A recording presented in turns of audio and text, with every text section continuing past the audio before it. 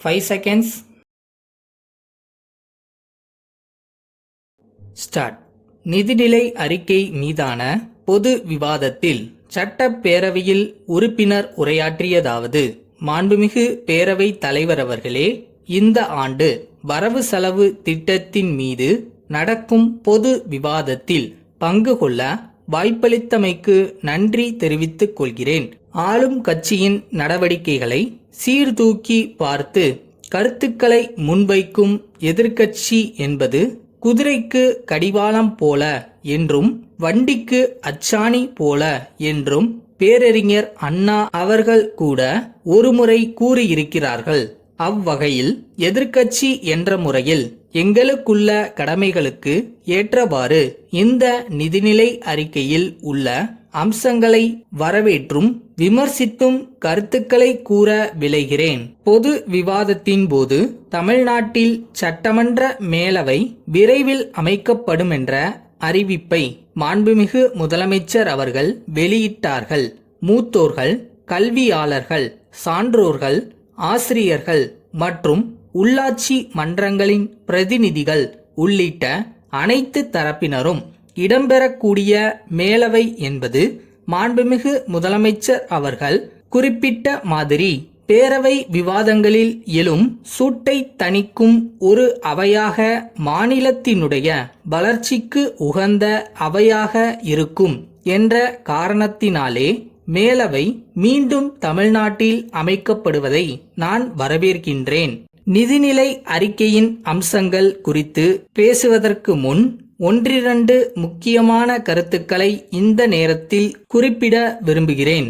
நாட்டின் ஆதார தொழிலாக விளங்கும் வேளாண்மை துறைக்கென தனியாக ஒரு நிதிநிலை அறிக்கையை அளிக்க வேண்டும்.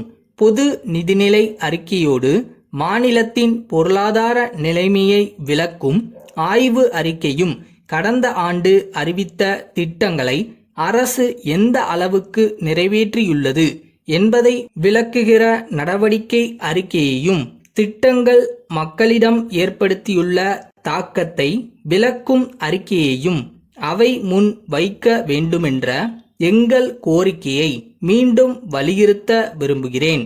இந்த நிதிநிலை அறிக்கையில் சுமார் 16,000 கோடி ரூபாய் அளவுக்கு நிதி பற்றாக்குறை இருக்கும் என்று சுட்டிக்காட்டப்பட்டுள்ளது. செலவினங்களில் சிக்கனத்தை கடைபிடித்தும் வரி வசூலை மேம்படுத்தியும் இந்த நிதி பற்றாக்குறை ஈடுகட்டப்படும் என்று அறிக்கையில் குறிப்பிடப்பட்டுள்ளது. ஆனால் எவ்வாறு இதனை செய்யப் போகிறார்கள் என்பதற்கு வழிவகை சொல்லப்படவில்லை.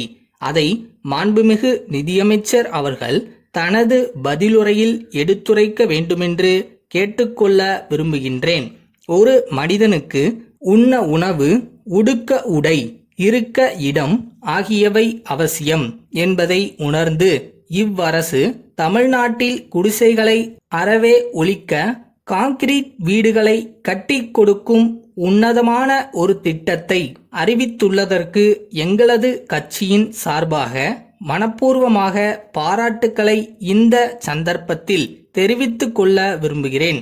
மாவட்ட வாரியாக எத்தனை குடிசைகள் உள்ளன என்று கணக்கெடுத்து அவற்றில் எவை மிக மோசமாக உள்ளனவோ அவற்றுக்கு முன்னுரிமை தந்து முதல் கட்டத்திலேயே கான்கிரீட் வீடுகளாக மாற்றிக் கொடுக்க வேண்டுமென்று கேட்டுக்கொள்கின்றேன். அடுத்ததாக, பருவமழை பொய்த்துவிட்ட தருமபுரி, கிருஷ்ணகிரி போன்ற மாவட்டங்களை வறட்சி மாவட்டங்களாக அறிவித்து பாதிக்கப்பட்ட மக்களுக்கு நிவாரணம் வழங்குவதோடு புதிய குடிநீர் ஆதாரங்களை உருவாக்கித் தர வேண்டுமென்று கேட்டுக்கொள்ள கடமைப்பட்டுள்ளேன். விவசாயத்துறையை பொறுத்து ஒன்றிரண்டு கருத்துக்களை கூற விரும்புகிறேன். வேளாண் உற்பத்தி குறைந்து வருவதால் உணவு பற்றாக்குறை ஏற்படும் என்கிற அச்சம் மேலோங்கி இருக்கின்ற காரணத்தினாலே வேளாண்மைக்கு தேவைப்படும் உரம், பூச்சி மருந்துகள், மின்சாரம் அனைத்தையும் இலவசமாக வழங்க வேண்டுமென்று கேட்டுக்கொள்கின்றேன். வேளாண் சிறப்பு பொருளாதார மண்டலங்களை உருவாக்கி விவசாய தொழிலை பாதுகாக்க வேண்டுமென்று கேட்டுக்கொள்கிறேன். எனக்கு பேச வாய்ப்பளித்த பேரவைத் தலைவருக்கு நன்றி கூறி இத்துடன் என் உரையை நிறைவு செய்கிறேன்.